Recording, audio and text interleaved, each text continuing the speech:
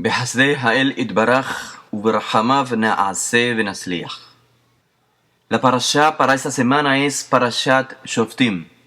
De todos los temas que se encuentran en la parashá, quisiera analizar uno en particular, el cual está registrado en el capítulo 18, verso 15. Profeta de medio de ti y de tus hermanos como yo levantará el Eterno. A él obedeceréis. Y otra vez en el verso 18 del mismo capítulo 18 dice: un profeta como tú levantaré de entre tus hermanos y pondré mis palabras en su boca, y él les hablará todo lo que yo le ordene. Y sucederá que cualquiera que no oiga o que no obedezca mis palabras, que este profeta hablará en mi nombre, yo le pediré cuenta. La pregunta es, ¿se trata de un profeta en particular del cual Moshe está profetizando como en sentido, digamos, escatológico? ¿O la referencia es a todos los profetas de Israel que vinieron después de Moshe? El cristianismo, interpretando los escritos de los primeros discípulos de Rabbi Joshua, ha planteado que se trata de una profecía específicamente mesiánica, es decir, que Moshe, en esta sección, predijo que algún día Hashem levantaría a un profeta en singular como él, como Moshe, al cual el pueblo debería obedecer. Por otra parte, los grupos que se definen como antimisioneros o que atacan en sentido general la mesianidad de Yoshua de Nazaret plantean todo lo opuesto. Esto es, que Moshe no está aludiendo a un profeta en particular, sino a todos los profetas que vinieron después de él.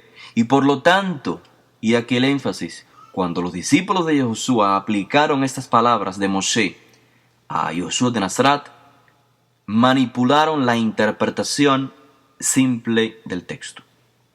Nosotros en realidad no estamos de acuerdo completamente ni con uno ni con el otro. Vamos primeramente a analizar el contexto de la parashá y así comprenderemos o tendremos una apreciación más clara sobre el texto. El contexto general de Devarim, del libro de Deuteronomio, es: Moshe está a punto de morir y los Bené Israel están a punto de ingresar en Eretz Kenan. ¿Con qué objetivo? El objetivo es ser una luz a las demás naciones. Por eso se conforman como una nación más entre tantas. No una religión, sino una nación. Como dice el texto, serán Mamlechet Kohanim Vegoy Kadosh. Un reino de Kohanim y una nación especial elegida si es que eligen por seguir la voluntad divina. Por ello es que leemos en el libro de Devarim, capítulo 4, no sé cuántos recuerdan: mira, yo os he enseñado estatutos, dice Moshe, y decretos tal como el Eterno me ordenó. ¿Para qué? Para que los cumplan en medio de la tierra que van a heredar para poseerla. Así que guardándolos, poniéndolos en práctica, será vuestra sabiduría y vuestra imagen o vuestra inteligencia ante los ojos de los pueblos o las naciones, que al escuchar todos estos estatutos dirán: ciertamente esta nación es grande, es un pueblo sabio e inteligente. ¿Por qué? Porque dirán: ¿qué nación grande hay que tenga decretos y juicios tan justos como toda esta enseñanza que hoy pongo delante de vosotros? Así que Moshe está preparando al pueblo para que logren este objetivo. Y es en este contexto que el texto de la Torá ha continuado, específicamente el libro de Devarim, hasta nuestra parashá, Parashat Shoftim.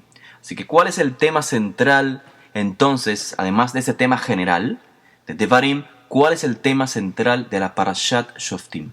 El tema central es el liderazgo nacional.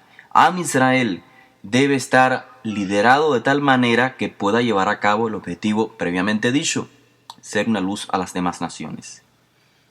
Es en este contexto que en la parashá se mencionan varias instituciones gubernamentales. Por ejemplo, el capítulo 16 se hace mención del shofet, es decir, del juez.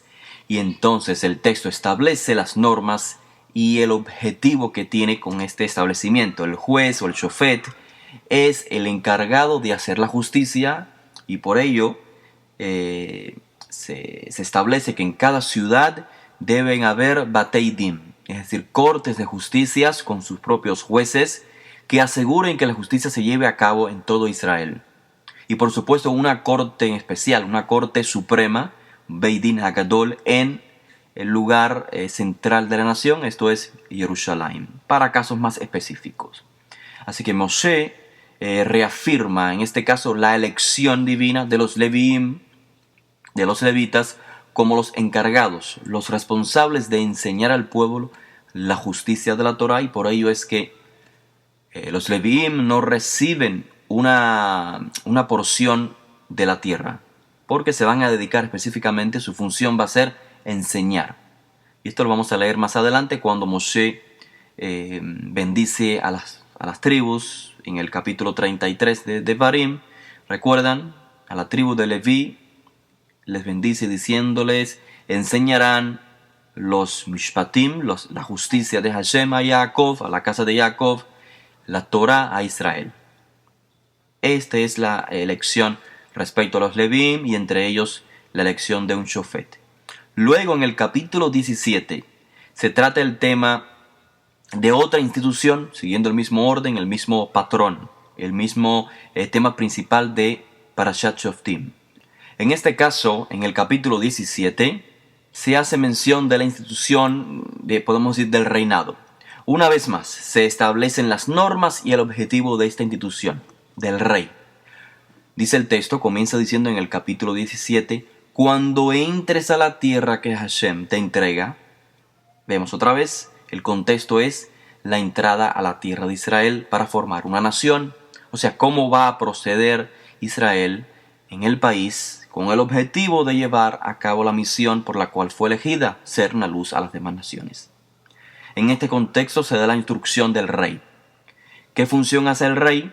Dice el texto, como las demás naciones. Es decir, la misma función que hace el rey en las demás naciones es la misma función que llevará a cabo el rey de Israel. Pero Hashem dice que deberás establecer un rey, pero con el requisito de que el rey ha de ser elegido por Hashem. Los Bnei Israel pueden querer un rey, pero quien lo elige es Hashem Yitbaraj. Por supuesto, a través de los profetas. Los profetas son los que exponen ante el pueblo la voluntad divina. Así que el rey debe, se da la normativa, el rey debe estudiar la Torá todos los días de su vida, y también tiene restricciones en referencia a las posesiones materiales. Así que hasta aquí hemos visto el establecimiento de dos instituciones, los jueces y el rey, o el juez en sentido singular y el rey. Es en ese contexto entonces que en el próximo capítulo, el capítulo 18, se hace mención de otro líder de la nación. Este es el Naví, el profeta. Y una vez más, el texto comienza estableciendo las normas y el objetivo que tiene este líder, el Naví. El capítulo 18 y verso 9 comienza con la frase que se usó en el caso del establecimiento del rey. Cuando entres a la tierra que Hashem te entrega, así sigue el texto, dice, no aprenderás de hacer las cosas abominables de esas naciones, los que vivían en Canaán. No se ha hallado en ti nadie que haga pasar a su hijo o a su hija por el fuego, ni quien practique adivinación. En lugar de ello, Israel ha de obedecer ¿a quién? Al Naví, como dice el verso 14 y 15 del capítulo 18. Porque esas naciones que vas a desalojar escuchan a los que practican hechicería y a los adivinos. Pero a ti el Eterno, tu Elohim, no te lo ha permitido. Y entonces dice el texto, un profeta de en medio de ti, de tus hermanos, como yo, te levantará el Eterno, a él obedecerás. El contexto, como acabamos de leerlo, en el verso 14, indica que Moshe no se está refiriendo a un naví en singular o en particular, en términos escatológicos, en un futuro lejano.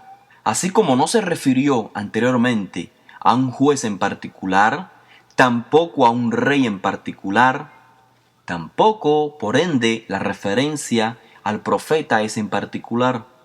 No se hace referencia directamente a un Mashiach, que llevará a cabo el rol de Naví. Inclusive, no solo el contexto nos lo indica así, sino que el propio texto. Si Moshe hubiese hecho referencia a un profeta en singular o en particular que vendrá en el futuro lejano, ¿qué sentido tiene que seguido a ello diga en el verso 20 del capítulo 18, pero el profeta que hable con presunción en mi nombre una palabra que yo no le haya mandado hablar, ese profeta morirá? Este texto evidencia por sí solo, además del contexto anterior, que el contexto es plural.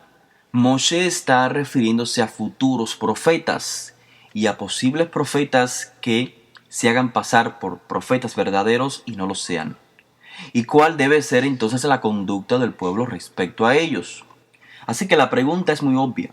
Los discípulos de Josué manipularon el texto al aplicar estas palabras de Moshe, esta profecía al Mashiach. Los discípulos en realidad nunca dijeron que el texto en cuestión solo es aplicable al Mashiach. Nunca dijeron que Moshe se refería únicamente al Mashiach.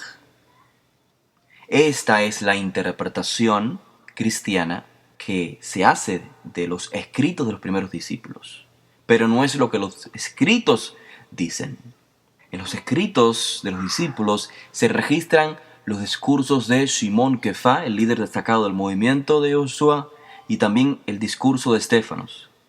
Ambos hacen mención del texto de Deuteronomio 18, 15 y 18, y lo aplican a Josué en términos mesianistas, sí, en términos mesianistas. Pero esto no debe entenderse como si ellos supusieron que el personaje a quien Moshe tenía en vista era únicamente al Mashiach. Inclusive en otros escritos de los discípulos aparece o se presenta al pueblo preguntando a Yohanan Hamatbil, Haim ata Naví, ¿acaso eres tú el profeta? Obviamente la singularidad del término Naví, el profeta, sin duda apunta a que aquellos que preguntaban en el pueblo, la referencia era a Devarim 18, del 15 al 18. Hashem levantará un profeta de en medio de ustedes. O sea que el pueblo también concebía que el Mashiach está aludido en Devarim 18. Pero para comprender estos textos, primeramente hay que contextualizarlos. Ya sabemos el contexto de Devarim, instituciones nacionales y sus líderes. Moshe está diciendo que así como habrá un shofet, un juez, Hashem también elegirá un rey y también Hashem levantará a un naví.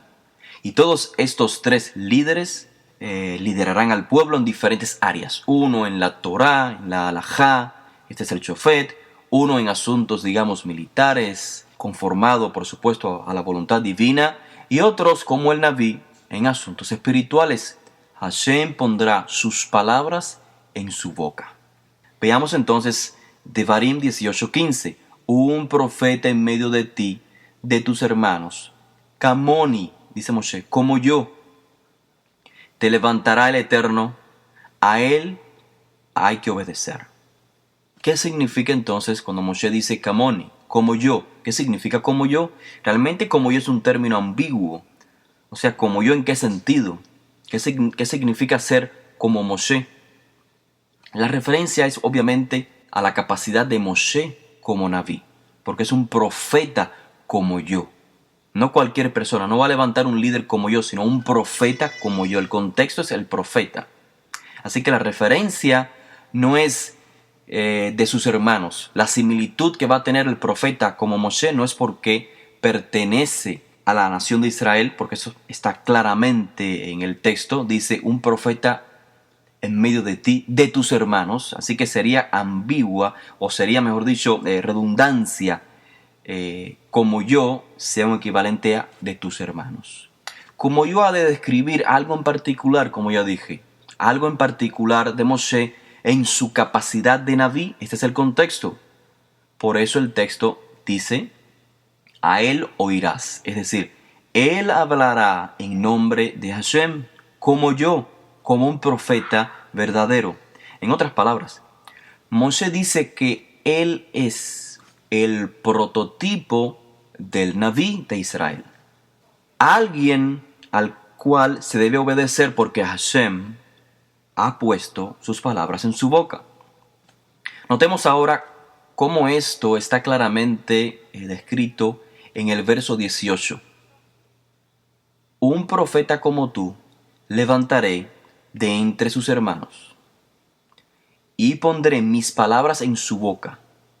Vemos como en esta segunda ocasión donde Moshe vuelve a mencionar el levantamiento de un profeta, clarifica la frase y dice, o clarifica el contexto y dice, y pondré, Hashem pondrá sus palabras en la boca del profeta y él les hablará todo lo que yo le mande, es decir, todo lo que Hashem mande. Así que esta es la explicación de como tú. ¿Qué significa como tú, Moshe? ¿En qué sentido? A alguien en que Hashem pondrá sus palabras. Moshe es el prototipo de profeta de Israel. En este sentido, los profetas mencionados en el Tanaj encajan perfectamente en esta descripción, como Moshe. Los libros de los profetas en el Tanaj comienzan diciendo que la palabra de Hashem vino al profeta tal y dijo. Y es por ello que la Torá, el término Torá en sentido general, significa la palabra de Hashem, no cesa con Moshe. Los profetas continúan hablando las palabras que Hashem ponía en sus bocas. Y es por ello que, a través de la historia, no solamente existían los reyes, sino que también continuaron existiendo profetas. Ahora, no cualquier profeta. Sí, había muchos profetas, pero no todos calificaban con esta descripción de pondré mis palabras en su boca. Los profetas podían tener visiones del futuro, hablaban basados en su percepción de la realidad, pero no todos podían decir Hashem dijo, así ha dicho Hashem. Solamente algunos profetas lo hicieron así. Todos estos califican bajo lo que Moshe está diciendo en el capítulo 18, del verso 15 al 18. Ahora bien, no perdamos el hilo. Después de Hagai, Zeharia y Malachi, los últimos profetas del Tanaj, la pregunta es, ¿cuáles profetas continuaron después del exilio? ¿Quién era el líder espiritual de Israel en esos tiempos? No hubieron más profetas. Así que en este contexto es que llegamos al primer siglo, en los días de Rabbi Josué y sus discípulos. Y en este contexto es que el pueblo de Israel está esperando que se manifieste un nuevo profeta como Moshe. Porque llevan años en los cuales no están experimentando un profeta.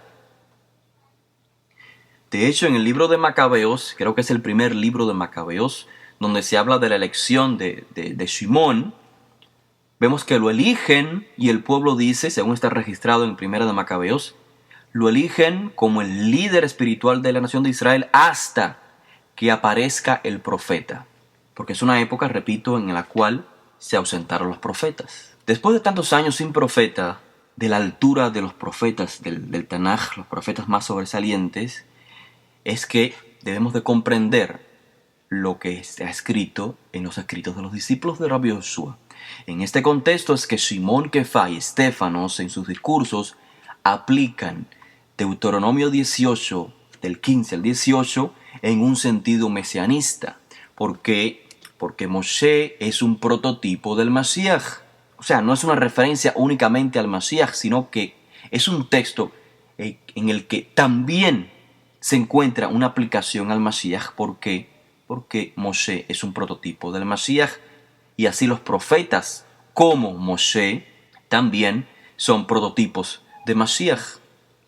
De la misma manera que el texto en Devarim sobre el rey aplica también al Mashiach, al rey Mashiach, o sea, el rey Mashiach debe seguir los dictámenes decretados sobre el rey de Israel en Devarim, y obviamente el rey Mashiach será elegido según Devarim por Hashem Itbaraj, no por el pueblo. Es decir, el Mashiach no va a ser un rey que el pueblo va a elegir, sino un rey que Hashem va a elegir y lo va a dejar saber por medio de algún profeta de aquella época. En el caso de Rabbi Joshua, el profeta era Yohanan Amatbiel.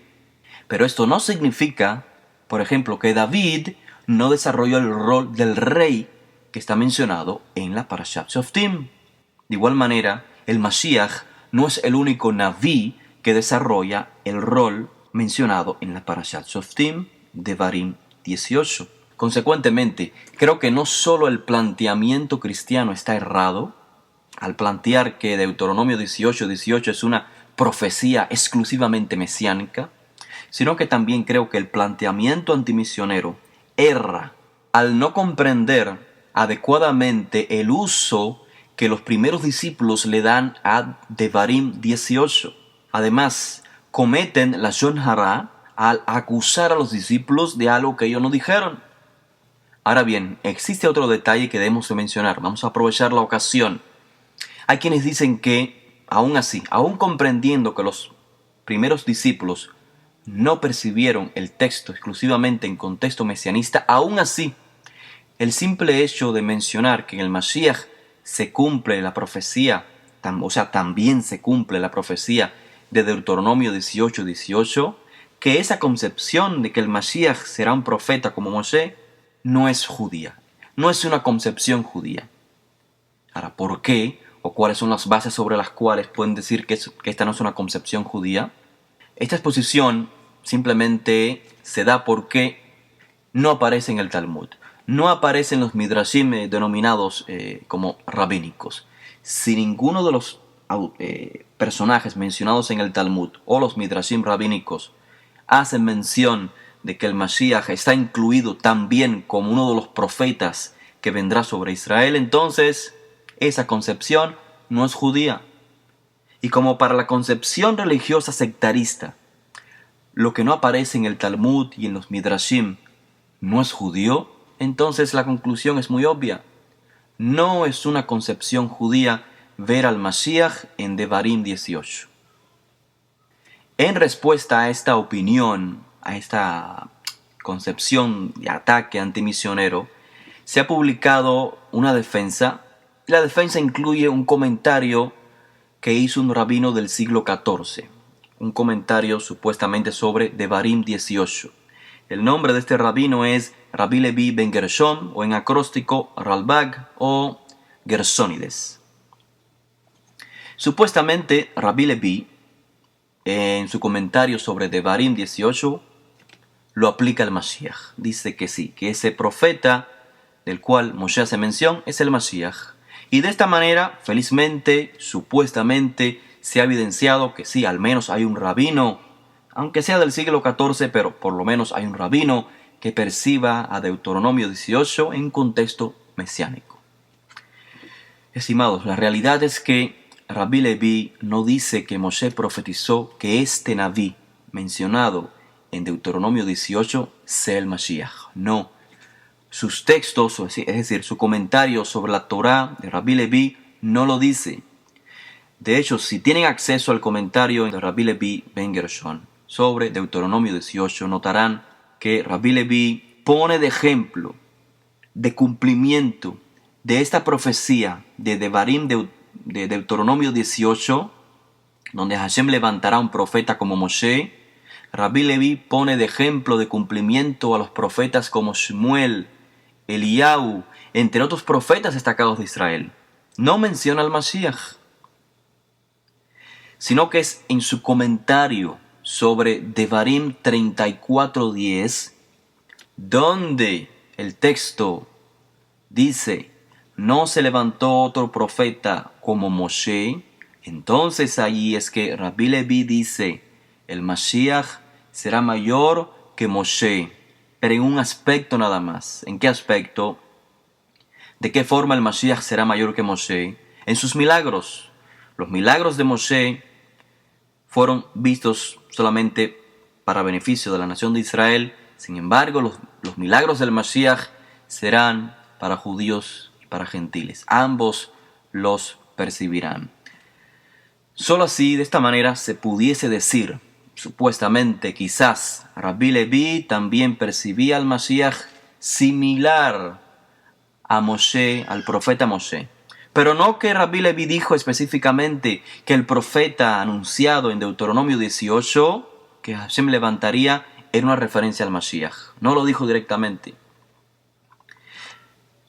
Primeramente, estimados, nosotros, los discípulos de Yoshua de Nazaret, no necesitamos de un comentario del siglo XIV para evidenciar que la concepción de Deuteronomio 18:18, como una referencia también aplicada al Mashiach, sea una concepción judía. No necesitamos de comentarios tardíos para ello.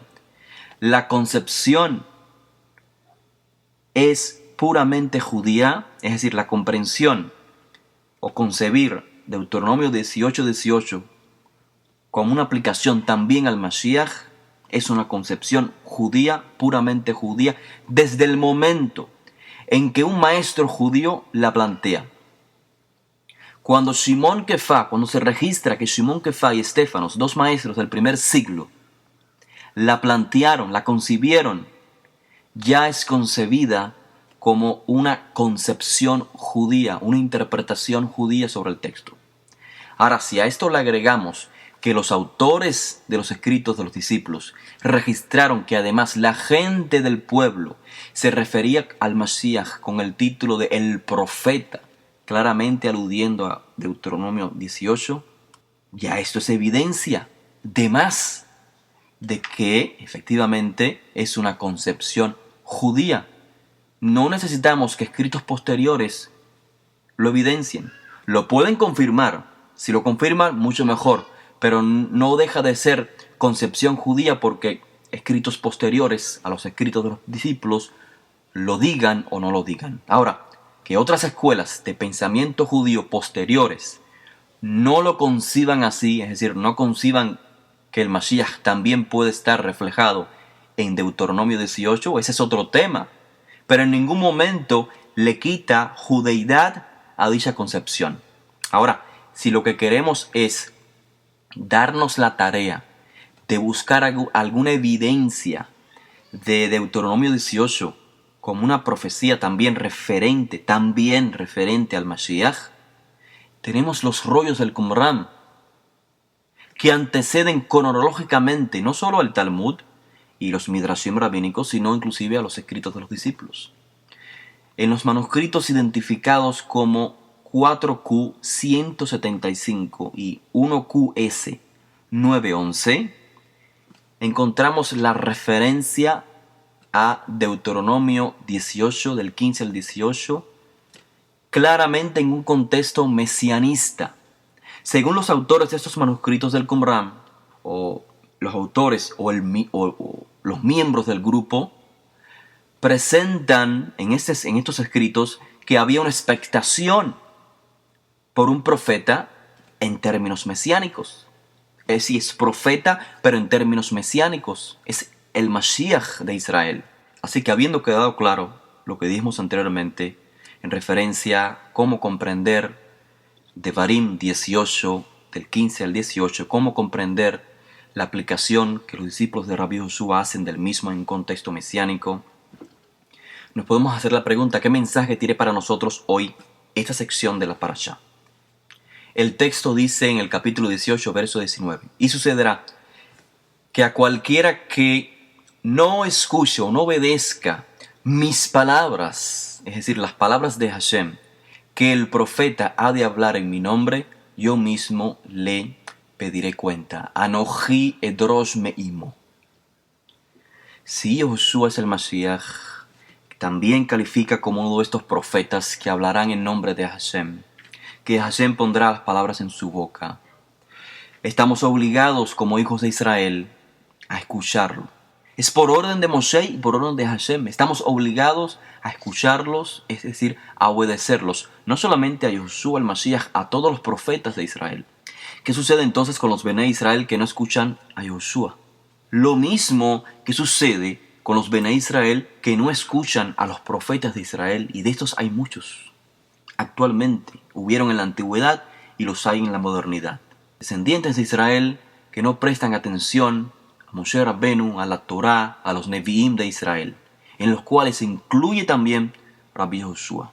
La respuesta la encontramos en las palabras de Shimon Kefá, que fueron recopiladas en el registro Maaseh Shluchim. Y leo algunas secciones, porque es muy largo el texto.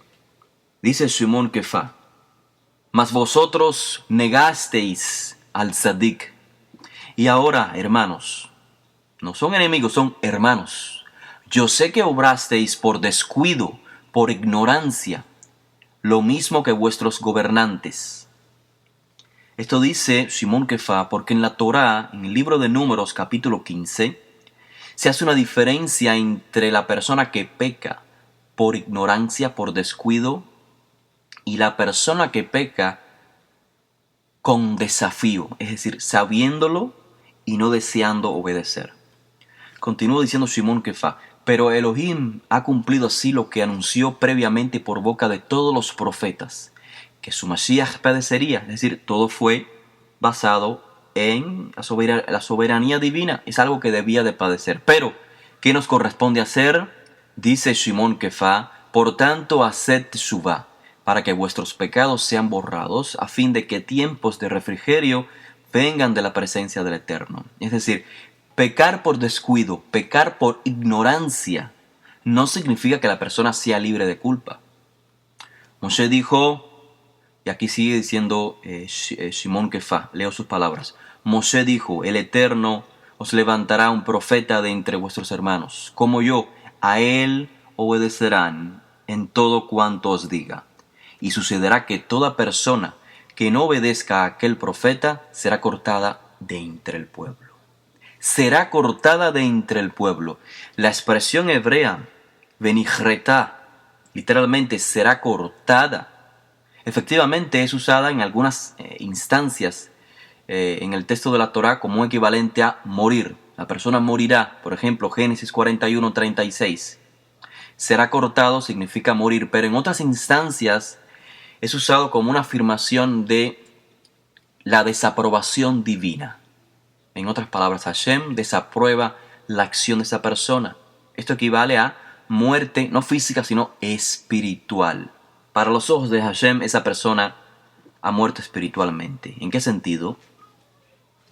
El término hebreo cortar, karat, también se utiliza en el texto de la Torá para pactar, porque en la antigüedad se cortaban dos partes los animales para crear un pacto. Así que en este contexto, karat o cortar también significa pactar.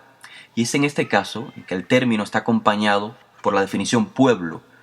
Shimon Kefá dice: la persona será cortada de entre el pueblo.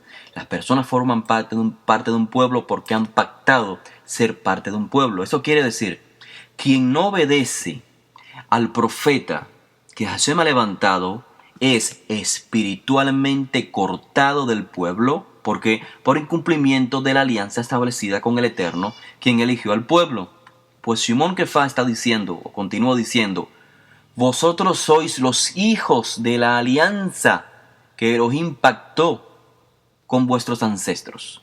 En otras palabras, Shimon Kefá está diciendo, como miembros de la alianza, nosotros, estamos obligados a obedecer al profeta que el Eterno establezca. De lo contrario, seremos espiritualmente cortados del pueblo por incumplimiento de la alianza. Ahora, es notorio que el autor del texto no ha citado literalmente las palabras de Moshe escritas en Deuteronomio 18 del 15 al 19, y sé que muchos lo habrán notado. Moshe dice: aquella persona que no obedezca las palabras que Hashem pone en boca del profeta, dice: yo le pediré cuenta. Esta es la sentencia: yo le pediré cuenta. Sin embargo, Shimon Kefá está diciendo que lo que va a suceder es que esa persona será cortada de entre el pueblo. ¿Por qué razón? ¿Acaso Shimon Kefá está agregando una sentencia más? ¿Está manipulando el texto? Es sumamente importante comprender esta sección. Sumamente importante. Teniendo en cuenta el contexto en el cual el autor del texto expone el discurso de Shimon Kefá, se entiende entonces la razón del por qué en el texto Shimon Kefá está parafraseando la sentencia final expresada en Deuteronomio 18:19. Primeramente, Shimon Kefá dice: o menciona la negación y la muerte del Mashiach. Y dice, hermanos, yo sé que obraron por ignorancia, por tanto hagan teshuvá para que vuestros pecados sean borrados.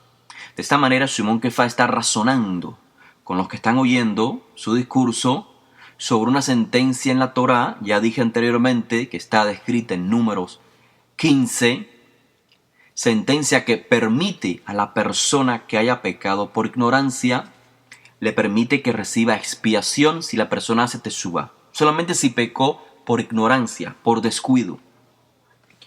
Posteriormente, cuando cita las palabras de Moshe en referencia a cualquiera que no obedezca mis palabras, Shimon Kefa continúa razonando sobre la sentencia de Números 15, la cual también dictamina que la persona que haya pecado con desafío, es decir, a sabiendas, será cortada de entre su pueblo.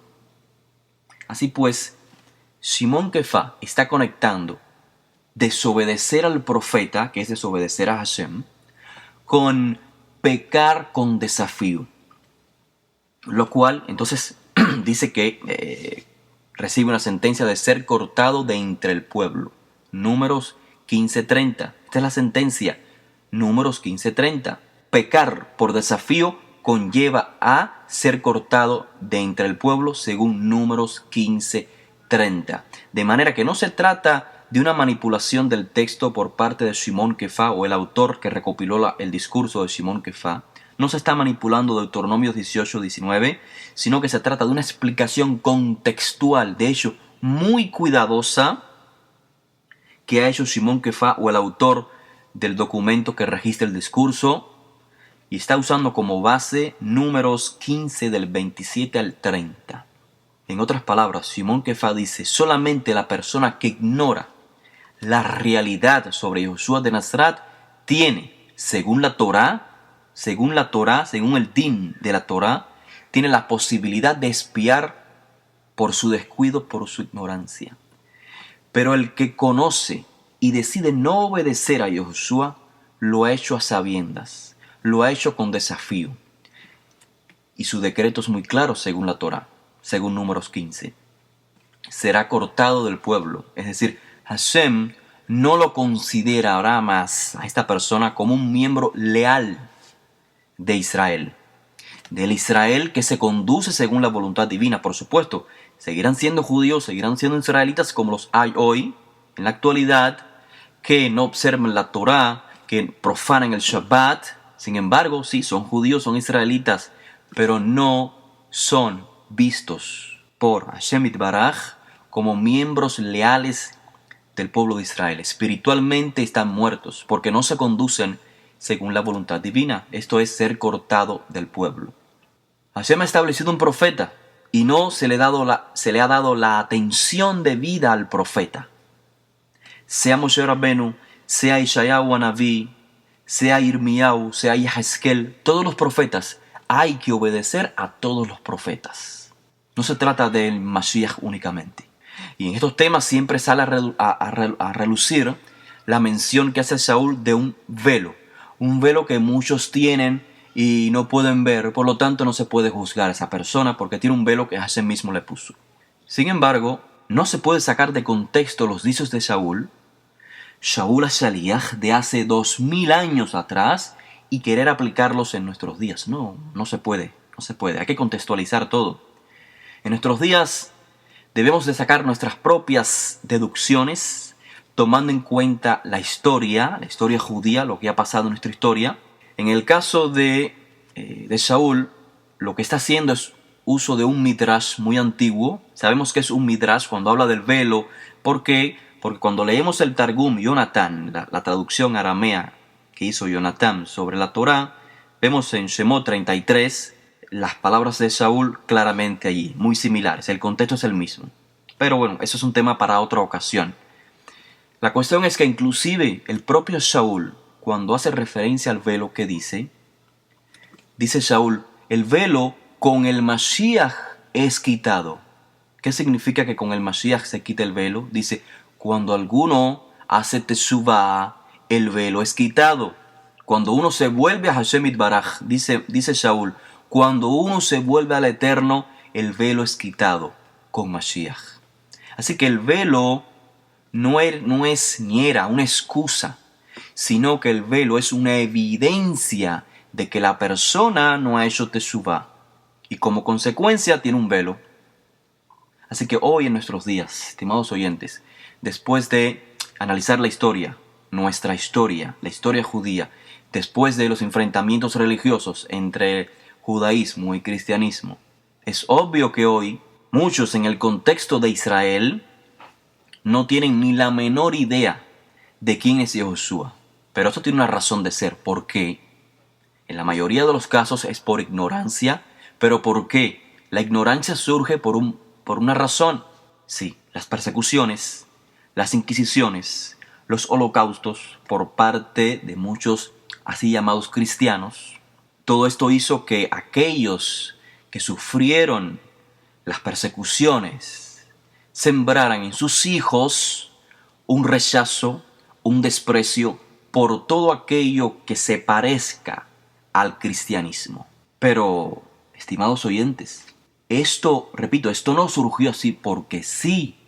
Este rechazo, este desprecio, no surgió así porque sí, como las inquisiciones, los holocaustos, no surgieron así porque sí, sino que son el resultado inicial del desprecio del tzadik por parte de la mayoría de nuestro pueblo, debido a que lo entregamos en manos de gentiles, y los mismos gentiles que después nos persiguieron, nos vejaron, nos asesinaron.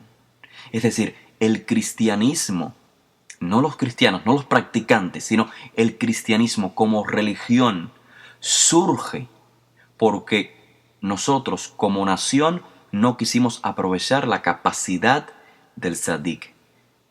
No valoramos las palabras que Hashem puso en boca del profeta. Lo percibimos como alguien malo, alguien negativo. Pero eso no es nada nuevo. Lo mismo pasó con Yosef. Sus hermanos no lo valoraban, no lo soportaban, lo percibían como alguien malo, alguien que les deseaba el mal. ¿Y qué hicieron? Lo dejaron en manos de gentiles, quienes aprovecharon la capacidad del profeta, de aquel soñador. ¿Y qué pasó luego? Esos mismos gentiles, en este caso los egipcios, ¿qué dice el texto? Surgió un faraón que no conocía a Yosef. ¿Y qué comenzó a hacer con nuestro pueblo? Comenzó a hacer el mal al pueblo de Israel. ¿De quién es la culpa? La culpa la tuvo Yosef, que no le enseñó a los egipcios que él era descendiente de Israel, que no debían de hacerle daño a los hijos de Israel. No. Inicialmente fuimos a Egipto precisamente por despreciar al líder espiritual establecido por Hashem Itbaraj, este es Yosef. Lo desechamos y consecuentemente Egipto nos hizo mal. Así que hay que buscar la raíz o la causa de cada cosa, para entonces poder comprender el efecto y no quedarnos con el efecto. No simplemente decir, bueno, en nuestros días Yehoshua no se conoce, solamente se conoce a Jesús. Pero por alguna razón es que el personaje Jesús se impuso sobre el mundo entero y se opacó a Yehoshua de Nazaret. Por alguna razón, alguna causa, porque nosotros como nación no quisimos aprovechar la capacidad del tzadik. En nuestros días, inclusive muchos están ya reconociendo la diferencia entre Yehoshua y Jesús. De manera amplia. Siempre lo ha existido, siempre lo ha habido, pero en nuestros días, en nuestra generación, de manera mucho más amplia. Ya no culpan a Yehoshua de ser el autor del cristianismo. Ya no culpan a Yehoshua de ser antisemita. Hace unos 200 años nada más que algunos comenzaron a culpar a otro. Otro que antes no le hacía mucho caso. Antes el foco de atención era Yehoshua, Jesús, antisemita. Ahora, hace aproximadamente 200 años, basados en la literatura, el personaje principal es Shaul. Ahora Pablo es el malo. Ahora, Josué es el bueno, Jesús es bueno, es un rabino bueno, pero el malo es Shaul. El malo Shaul. Shaul es el autor del cristianismo. Así que, estimados oyentes, esa es la historia hasta nuestros días. Como nación no hemos meritado que Yosef Atzadik nos lidere dentro de nuestra tierra. Y tampoco hemos meritado que Moshe Rabbenu lo haga. Se quedaron en el exilio, se quedaron en el desierto, por culpa nuestra. No hay mucha diferencia respecto al Mashiach, del cual Yosef y Moshe son prototipos. No hay mucha diferencia entre los profetas de Israel, que murieron asesinados por sus compatriotas. Así que queda en cada uno, cada miembro de Israel, abandonar la falsa religiosidad, la falsa excusa. Hashem no estableció una religión por medio de Moshe, sino una forma de vida que pueda ser de inspiración a los demás pueblos. Y el Mashiach, así como Moshe Rabbenu, es el líder por excelencia que nos va a llevar a poder expresar esta forma de vida sublime en su máxima expresión, viviendo la Torá como por iniciativa propia. Así dijeron los profetas que lo logrará hacer el Mashiach si ponemos de nuestra parte, no por arte de magia. Y la historia nos ha evidenciado que si no hemos llegado hoy a este estado que divisaron los profetas, es porque no hemos hecho lo que tenemos que hacer, porque nuestros líderes espirituales establecidos por Hashem son oprimidos, no los queremos escuchar. Díganme, ¿qué libro del Tanaj de algún profeta no nos deja de regañar, no nos deja de amonestar? Todos están llenos de amonestaciones, y cuando nos alaban es en términos del futuro, cuando hagamos lo que es correcto. Así que el Mashiach ben David ya debió, la historia nos lo indica, la lógica. El Mashiach ben David ya debió de haberse manifestado hace muchos años atrás. Y está esperando que Am Israel haga Teshuvah y Ma'asim Tovim. Todo depende de esto. Todo depende y ha dependido de la Teshuvah y Ma'asim Tovim para lograr un éxito nacional, no personal. Puede haber éxito personal, pueden haber movimientos que tienen éxito, pero como nación no hemos alcanzado la máxima que percibieron los profetas. Que Hashem Yitbaraj nos permita cumplir las palabras del profeta Zecharia. Derramaré sobre la casa de David y los habitantes de Jerusalén el espíritu de gracia y de súplica, y mirarán a quien han traspasado, y se lamentarán por él, como quien se lamenta por un hijo único, y llorarán por él, como se llora por un hijo primogénito. Que estos días precisamente de Elul, en los que estamos leyendo la Parashat Shoftim, nos inspiren a corregir nuestros errores, a reconocer nuestros errores, a salir de la falsa hipocresía religiosa, y no seamos juzgados como quienes pecan por desafío, como quienes pecan a sabiendas. Shabbat.